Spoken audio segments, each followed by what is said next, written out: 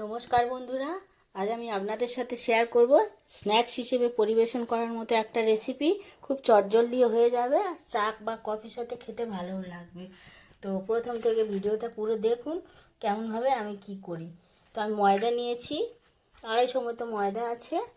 আর লাগবে একটু পেঁয়াজ কুচোনো, একটা বড় সাইজের পেঁয়াজ কুচোনো, কাঁচা লঙ্কা কুচোনো, আদা বাটা, রসুন বাটা, ধনে পাতা আছে কুচোনো, আর নুন একটু, আর সাদা তেল লাগবে ভাজার জন্য, ময়ান দেওয়ার জন্য, আর লাগবে 2টো ডিম।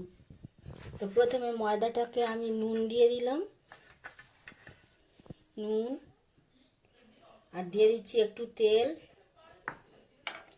আর দিয়ে দিচ্ছি আমি 2টো ডিম।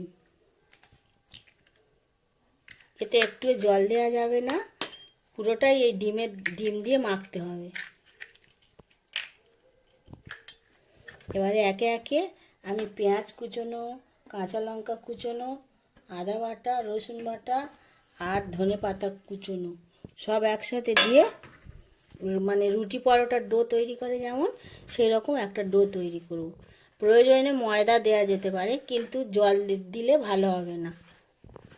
তো এইরকমভাবে এটা আমি আগে মেখে নিই, তারপরে কি করি বলছি। ডোটা একদম রেডি হয়ে গেছে, আমি এক ফোঁটাও জল দিইনি, ডিম দিয়েই মাখা হয়ে গেছে। তো এটাকে আমি এবারে 2 ভাগ করে নিচ্ছি।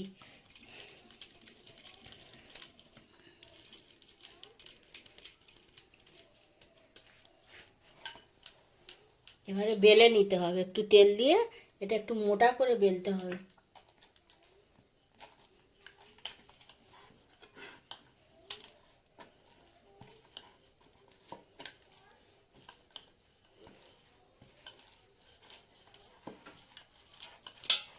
খুব বেশি পাতলা করলে ভালো হবে না, এটা একটু মোটা করেই বেলতে হবে।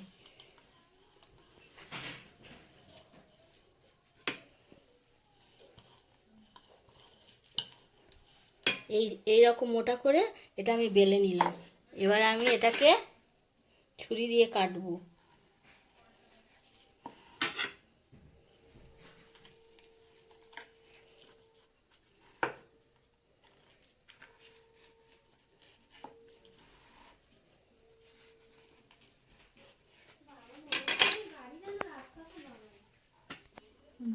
এগুলো আমি পিস পিস করে কেটে নিয়েছি। এবার আমি একটা ফ্রাই প্যান উনুনে বসিয়ে দিয়েছি, গরম হয়ে গেছে। দিয়ে দিচ্ছি সাদা তেল, একটু বেশি তেল লাগবে, তাহলে ডুবো তেলে ভাজলে ভালোই হবে।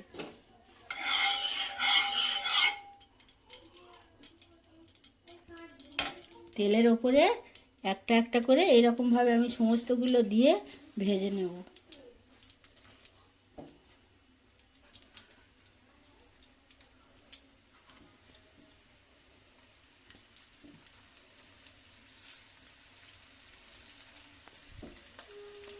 এবারে উল্টে পাল্টে লাল লাল করে আমি আগে ভেজে নেব। প্রথমবারেরগুলো এইরকমভাবে উল্টে পাল্টে সমস্ত আমি ভেজে নিয়েছি লাল লাল করে। এবার আমি এগুলোকে তুলে নেব। আর দ্বিতীয়বারের আর একটা বাকি ছিল, সেটাও আমি এরকমভাবে বেলে কেটে নিয়েছি।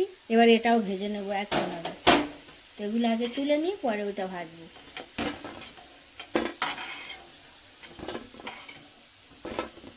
তো বন্ধুরা, স্ন্যাক্সটা পরিবেশনের জন্য একদম রেডি হয়ে গেছে। সন্ধ্যাবেলায় চা বা কফির সাথে সস সহ, স্যালাড সহ পরিবেশন করবে, ভালোই লাগবে আশা করি। আর আমার এই রান্নার পদ্ধতি যদি আপনাদের ভালো লেগে থাকে তো লাইক, কমেন্ট, শেয়ার করবেন। আর প্লিজ আমার চ্যানেলটাকে সাবস্ক্রাইব করবেন, পাশে থাকবেন।